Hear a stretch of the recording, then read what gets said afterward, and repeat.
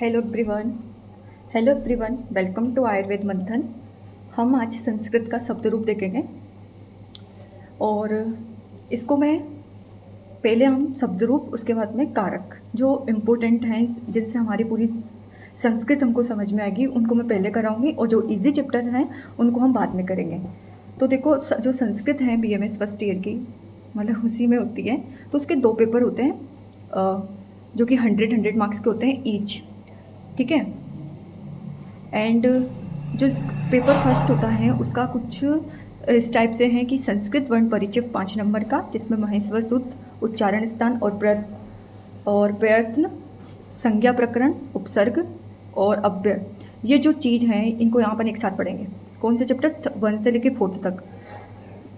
ये अपन को टिप्स पे होने चाहिए इनसे, अपन को ऐसे कि जो रटेंगे वही क्वेश्चन बनते हैं इन पर, वैसा वाला। और जो कारक, फिर संधि, समास, शब्द रूप, धातु रूप, ये इन्हें सबसे ज़्यादा मार्क्स के आते हैं, कारक, संधि और समास। उसके बाद में शब्द रूप, धातु रूप और प्रत्यय और विशेषण, विशेष्य। तो मतलब अपन इसको, मैं पहले शब्द रूप पढ़ा रही हूँ आप लोगों को, उसके बाद शब्द रूप से ही रिलेटेड है कारक। शब्द रूप आएंगे तो अपन को कारक आ जाएंगे, कारक आएंगे तो आपको शब्द रूप, मतलब इस टाइप से वो एक दूसरे से रिलेटेड है। इसीलिए पहले मैं शब्द रूप करवा रही हूँ, फिर इसके बाद मैं कारक करवाऊँगी। देन उसके बाद पेपर 2 निरुक्ति एंड पर्याय, ये भी पूरे रटने के ऊपर है। परिभाषा है, अन्वय लेखन है और पंचतंत्र कथा है। और फिर उसके बाद में 20 नंबर का इसी पेपर 2 में आता है आयुर्वेद इतिहास। ओनली 20 नंबर के MCQ आते हैं। देखो, मेरे को ये संस्कृत अच्छी नहीं लगती है, फिर भी मैं सोच रही हूँ कि मुझे तो नहीं लगती अच्छी, लेकिन आप लोगों को मैं ईजी करके उसको समझाऊँ ताकि आप लोगों को समझ में आए और आप लोग तो अच्छा करें ऐसा। चलो आते हैं हम अपने टॉपिक पर। Let start. शब्द रूप, जो कि कितने मार्क्स का था? 10 मार्क्स का, 10 नंबर का शब्द रूप है। फिर अपन शब्द रूप के बाद में कारक पे चलेंगे, जो कि कारक होता है, कारक आता है अपने 15 नंबर का।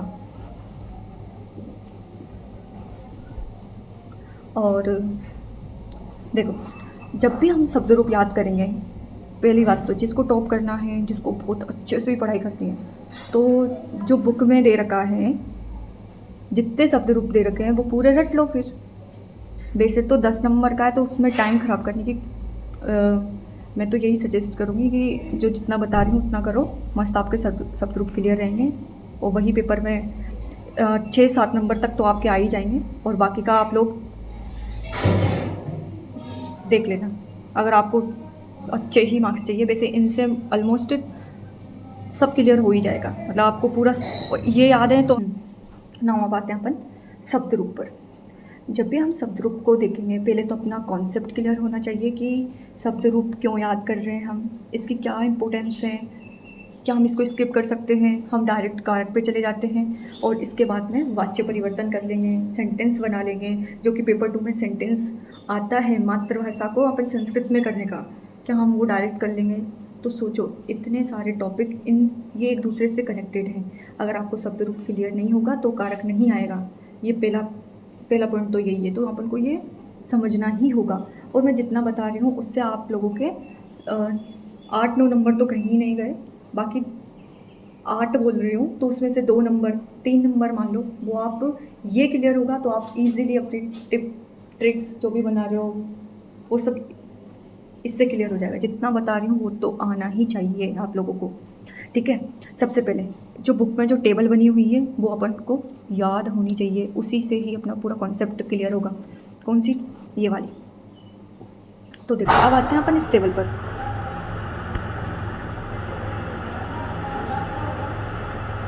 अब आते हैं अपन इस टेबल को समझने के लिए इस वाली टेबल पर। देखो, सबसे पहले अपन को ये क्लियर होना चाहिए कि ये आकारांत आ, ई, उ, बड़ा उ, री, औ, ओ और व्यंजनात् होता क्या है, कैसे पता करेंगे आकारांत है या आकारांत है, कैसे पता करते हैं? देखो, मैंने बोला है राम, मैंने बोला है राम, तो राम कैसे बना है? देखो, रा प्लस इसको बोलते हैं हलंत, राम प्लस आ प्लस म प्लस अ। तो राम कौन सा शब्द है? जब भी एंड में जिस शब्द से उसका एंड होता है वही उसका वर्ण होता है। तो माँ के बाद में क्या है? आ है। तो ये कौन सा शब्द है? अकारांत राम। कौन सा शब्द है ये? अकारांत। जैसे कि आ का देखते हैं एग्जाम्पल, एक माला का देखते हैं। जो माला है वो कैसे बना है?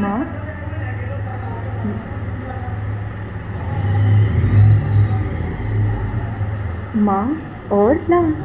तो माला जो शब्द है वो किससे बना है? माँ हलंतम प्लस आ प्लस ल हलंतम प्लस आ। तो लास्ट में जिस शब्द से एंड होता है वही उसको हम कारांत बोलते हैं। जैसे इसमें लास्ट में आ से एंड हुआ है तो इसका कौन सा कारांत होगा? आकारांत। माला कौन सा शब्द हो गया? आकारांत। अब अपन एक एग्जांपल लेते हैं इसमें, और मैं आपको अच्छे से क्लियर कर देती हूँ। अब देखते हैं, एक लेते हैं, पहला एग्जांपल लेते हैं भानु। ये कैसे बना होगा? भ हलंतम प्लस आ प्लस न हलंत प्लस छोटा उ। तो जिस लास्ट में जिस शब्द से एंड होता है वही उसका कारांत कहलाता है। तो ये कौन सा हो गया? उकारांत। और शब्द कौन सा है इसमें? अपन को क्या, अब इतना तो क्लियर है, अकारांत तो पहचान में आ गया आप लोगों को। क्या अकारांत कैसे दिखते हैं, कारांत कैसे दिखते हैं? इका है या आ है, री है, ये सब। फिर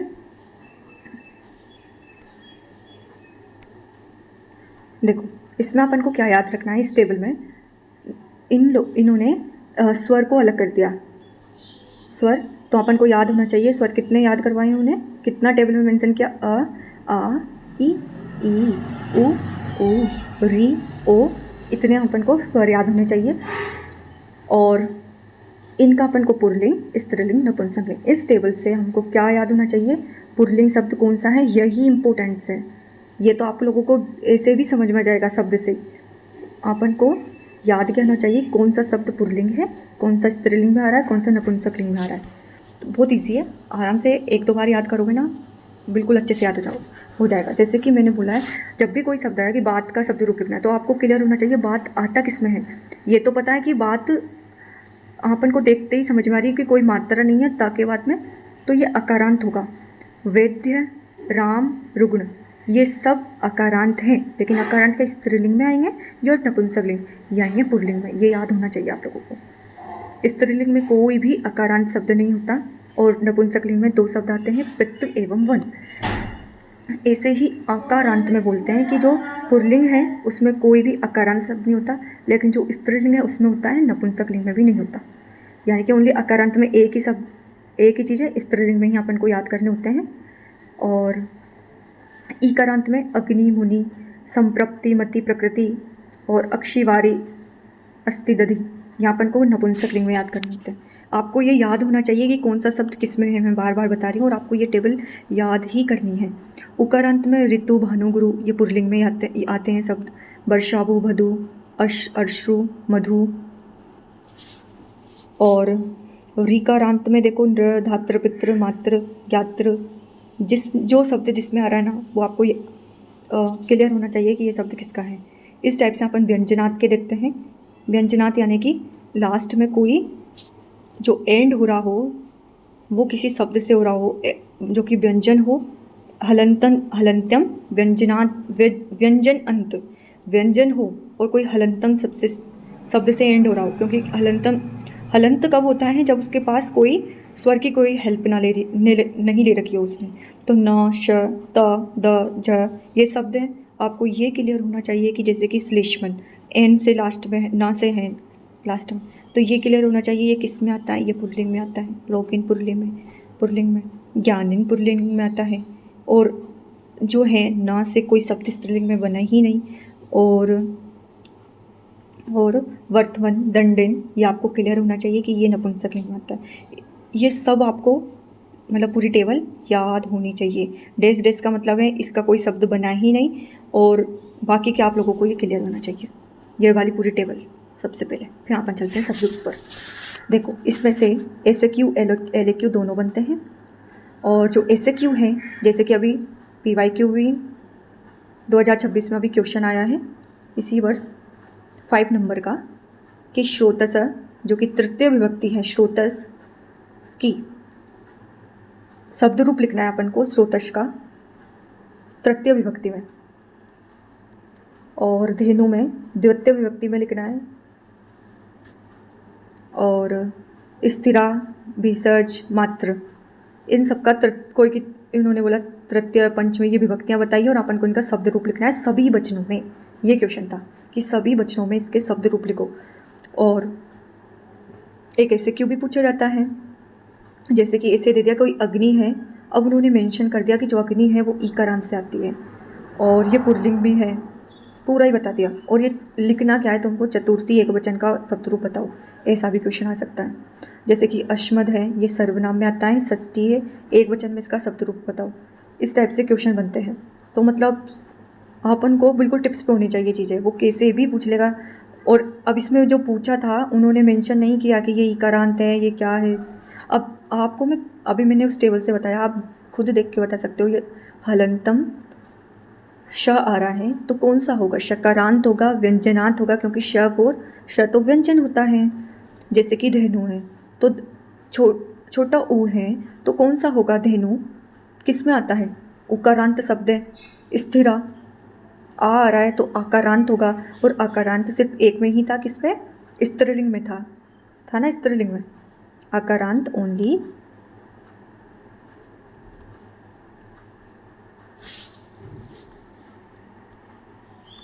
ये देखो आकारांत में इधर भी नहीं है, इधर भी नहीं है, ओनली अपन को स्त्रीलिंग का याद करना होता है आकारांत। तो ये पता होना चाहिए कि भिषज लास्ट में क्या आ रहा है, जा आ रहा है, और हलंत है तो ये व्यंजनार्थ शब्द है। मात्र में री आ रहा है लास्ट में, तो ये कौन सा है, रीकारांत शब्द है। ये क्लियर होना चाहिए। और क्वेश्चन वो किसी भी टाइप से पूछ सकता है कि वाक्य बनवा सकता है आपसे, और या फिर शब्द रूप लिखवाएगा। अब ये तो मैंने बता ही दिया आप लोगों को कि अब देखते हैं अपन अकारांत पुल्लिंग शब्द। देखो या तो तुम जो बुक में पूरी टेबल दी है उनको रटो अच्छे से, या मैं जैसे बता रही हूँ आप लोगों को वैसे पढ़ना है। देखो अब आते हैं अपन अकारांत पुल्लिंग शब्द पर।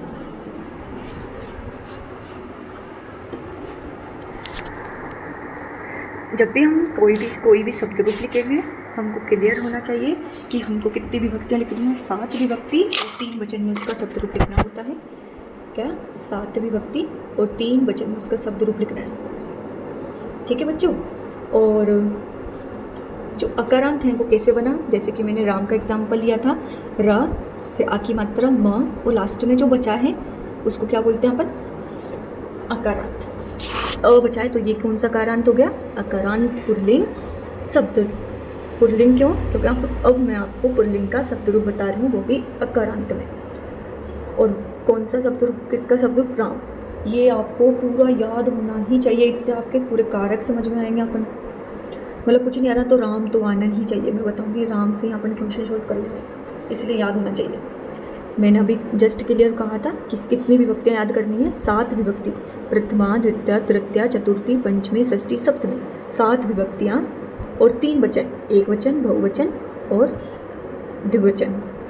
अब देखो जब भी हम राम का शब्द रूप ये वाइवा वगैरह में सब में पूछा जाएगा आप लोगों से, कैसे याद करेंगे अपन कि राम है रामौ रामाः प्रथमा, रामं रामौ रामान द्वितीया, और रामेण रमाभ्यम रामै तृतीया, रामाय रमाभ्यम रामेभ्य चतुर्थी, रामात् रमाभ्याम रामेभ्य पंचमी, और रामस्य रामयोः रामाणां षष्ठी, रामै रामयोः रामेषु सप्तमी, और संबोधन हे राम हे रामौ हे रामाः। ये क्लियर है। और संबोधन तो वापस रिपीट होगा, जो फर्स्ट में जो हमने जो फर्स्ट वाली लाइन है ना उसका रिपीट होगा संबोधन। तो इसका तो कोई वो ही नहीं है कि ये याद करना है। अब देखो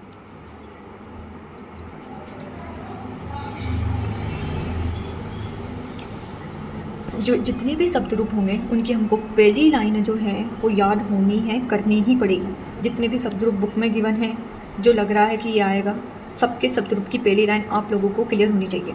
जैसे कि राम की राम है, रामाऊ रामा, फिर बाकी के में अपन ट्रिक लगाएंगे। और हम जो लर्न करेंगे वो अपन अभी मैंने जो बताया था आप लोगों को, वो कैसे बताया, हॉरिजॉन्टल बताया। जो हमको लर्न होंगे शब्द रूप वो कैसे याद होंगे, वर्टिकली, ऐसे याद करेंगे अपन। देखो फर्स्ट लाइन सबकी याद करनी है। मैं पहले एक वचन की ट्रिक बता रही हूँ। फर्स्ट लाइन सबको याद है, तो सबसे पहले है रामः, ये तो याद ही करनी है। अब देखो ये वाली जो ट्रिक है वो अपन को याद होनी चाहिए। इसकी देखो म एन आई आत अश्य ए, फिर से रिपीट करो, म एन आई आत अश्य ए। ये राम के एक वचन की ट्रिक है, याद होनी चाहिए। करो याद, अब भी याद करो, म एन आई आत अश्य ए। ठीक है, फिर अपन चलते हैं द्विवचन में। इसमें एक ट्रिक है कि आपको 3 शब्द याद रखने हैं इसमें, रामौ, रामाभ्यम और रामयोः। और इनका क्या कोड है, 2 3 2। यानी कि ये जो फर्स्ट जो शब्द याद किया रामौ, उसका डबल, रामाभ्यम का ट्रिपल और रामयों का भी डबल, यानी कि 2 3 2 2 3 2। और 3 शब्द याद करने हैं आपको, रामौ, रामाभ्यम, रामयोः, रामयोः। और जो बहुवचन है उसमें क्या याद करना है, जो फर्स्ट लाइन थी वो तो याद ही हो गई थी क्योंकि हमने हॉरिजॉन्टल एक लाइन याद की थी। इसमें ट्रिक है कि आन आई भ्य भ्य प्रणामसु, ये याद करना है क्योंकि बाकी में ये सिमिलर होगा, इसीलिए।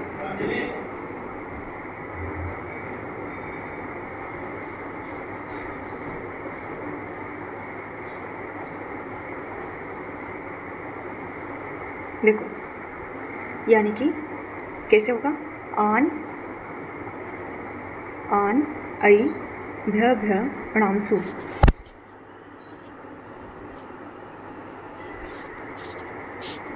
और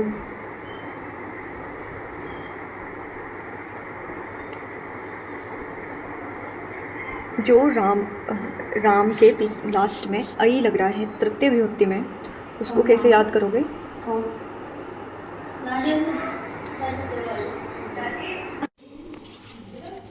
देखो जो बहुवचन है उसको कैसे याद करना है। जैसे कि इसमें पहला तो लर्न करना ही है अपन को, और लास्ट में जो ट्रिक है वो ये है, द्वितीय से ट्रिक लगानी है। देखो सब में जो एक वचन है उसमें भी मैंने द्वितीय से ट्रिक लगाई है, जो बहुवचन है उसमें भी ट्रिक लगाना है कि आन आई भ्य भ्यणांसु। अब देखो जो रामय है आई वाला, इसका आई जो तृतीय विभक्ति है बहुवचन की, उसमें ओनली राम, बात एंड वन, उसमें तृतीय विभक्ति में आई आएगा ओनली। एक्सेप्शन है राम में, बात में और वन में। वन इज़ ए नपुंसक लिंग होता है, बात ठीक है राम जैसा ही है, बात अकारांत में ही आता है, पुल्लिंगी होता है। लेकिन जो याद रखना है 3 वर्ड्स, राम, बात और वन, इनमें तृतीय विभक्ति में आई आएगा और बाकी में सब में भी आएगा। इसको मैंने नोट्स में मेंशन कर दिया, आप लोगों को याद होना चाहिए। अब देखो भ्य भ्य और नाम ऑलवेज षष्ठी विभक्ति रहेगी कहीं भी बहुवचन में, उसमें पीछे नाम या नाम लगेगा ही लगेगा, और शू लगेगा, और ये लास्ट की, मतलब ये आपको लाइन याद होनी चाहिए, रिपीट होगी ये सब में, तो याद अभी याद कर लो। आन आई भ्य भ्य नाम सु, राम ओनली ऐसा शब्द है जिसमें तृतीय विभक्ति बहुवचन में आई आता है, और ऐसा ही वाद है और ऐसा ही वन है। क्लियर है। 7 विभक्ति 3 वचन में शब्द रूप लिखने होते हैं। राम की एक वचन की ट्रिक है मैं एन आई आत अश्य ए, और इसमें अपन को 2 3 2 में डिवाइड करना है। 3 शब्द याद होने चाहिए, रामौ, रामाभ्यम, रामयो, तो उसकी ट्रिक थी 2 3 2, इसके अनुसार उसको डबल कर दो, एक को ट्रिपल कर दो। और जो बहुवचन की ट्रिक है वो क्या है, आन आई भ्य भ्य नाम सु, और जो पहली हॉरिजॉन्टल वाली लाइन थी वो तो अपन को याद करनी ही है। ठीक है, आगे चलते हैं। अभी मैंने समझाया आप लोगों को, जो राम जो बहुवचन था उसमें आई आया है तृतीय विभक्ति में, राम ही। और एक मिनट, ये जब विसर्ग जहाँ जहाँ विसर्ग हैं वो आपको याद होना चाहिए, विसर्ग प्रॉपर, ठीक है। जैसे रामई तृतीय विभक्ति थी, उसमें तृतीय विभक्ति में रामई, तो किस किस में राम, बातई, बात में भी और वन में भी यही होगा तृतीय विभक्ति में। लेकिन जो अदर जितने भी शब्द आएंगे तृतीय विभक्ति में भी ही लगेगा, और ऑलवेज तृतीय बहुवचन में भी ही लगता है। बस ये एक्सेप्शन थे 3 शब्द, वात, वन और राम, ठीक है। और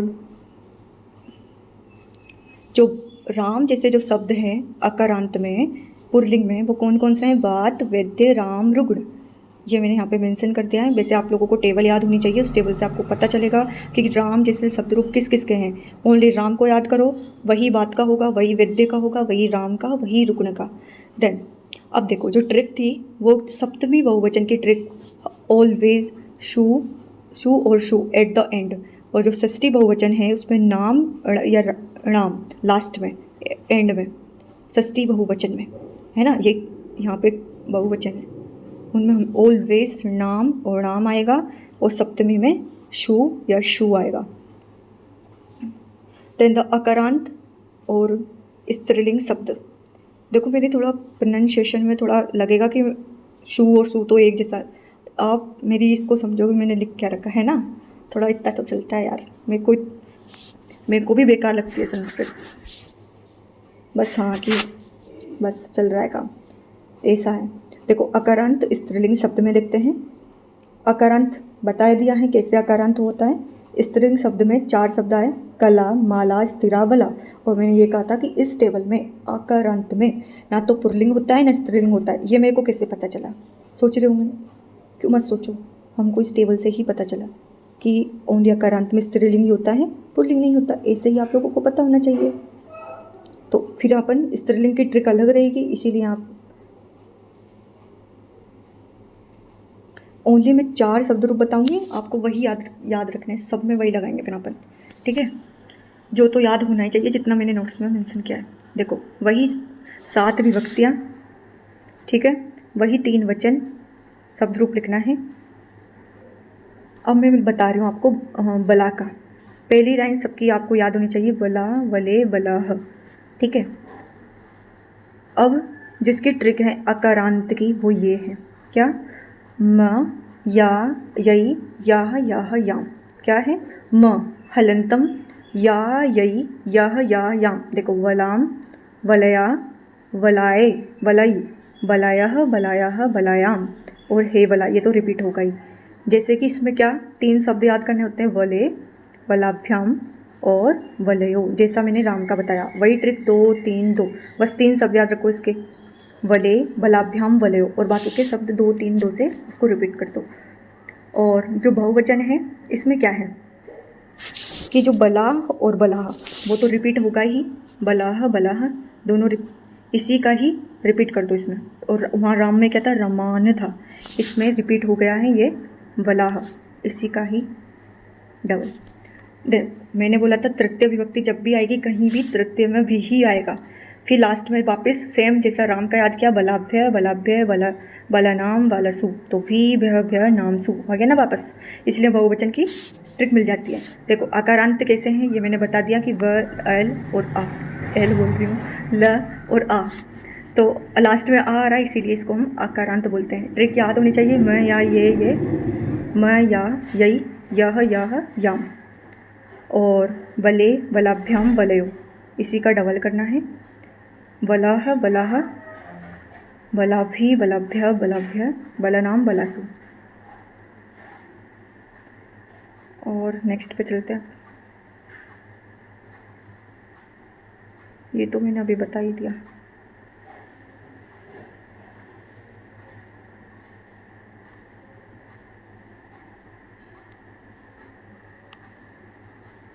अब देखते हैं अपन ने पुल्लिंग का देख लिया, स्त्रीलिंग का अकारांत नपुंसकलिंग, जो कि इसमें अभी हमने क्या देख लिया? पुल्लिंग देख लिया है, अकारांत और आकारांत स्त्रीलिंग देख लिया है। अब अपन देखते हैं वापस अकारांत, और पुल्लिंग में अभी अपन ने क्या देखा था? अकारांत ही देखा था। देखो अब इसका देखते हैं अकारांत का नपुंसकलिंग, वन एवं पित्त, दोनों शब्द एक ही हैं। वन का याद करो या पित्त का, क्योंकि पित्त में ऐसे ना सोचना कि ये स्त्रीलिंग है। देखो लास्ट में किससे जा रहा है, त से, कोई मात्रा नहीं है, तो ये कौन सा शब्द हो गया, अकारांत। ठीक है, इनका सेम होता है, वो टेबल से पता चला है ना। वही हमको कितने वचन, विभक्ति 7 विभक्ति 3 वचन में अपन को पता होना चाहिए। जब भी नपुंसक लिंग की ट्रिक होगी वो सेम राम जैसे, राम के एक वचन जैसी होगी, नपुंसक लिंग अकारांत की, म एन आई आत अश्य ए। ठीक है, तो ये तो है ही नहीं, कोई दिक्कत ही नहीं है। इसमें क्या है, जो 2 हॉरिजॉन्टल लाइन है वो सेम होगी, वनम वनम, वने वने वनानी वनानी, वनम वने वनानी, वनम वने वनानी। ठीक है, और पहली हॉरिजॉन्टल लाइन तो अपन को याद करनी ही है सबकी। फिर नेक्स्ट द्वितीय से ट्रिक स्टार्ट की, म एन आई आत अश्य ए, और वही 2 3 2 का फॉर्मूला लगाएंगे इसमें, वने का डबल, बीच मिडिल का, वनाभ्यम का ट्रिपल,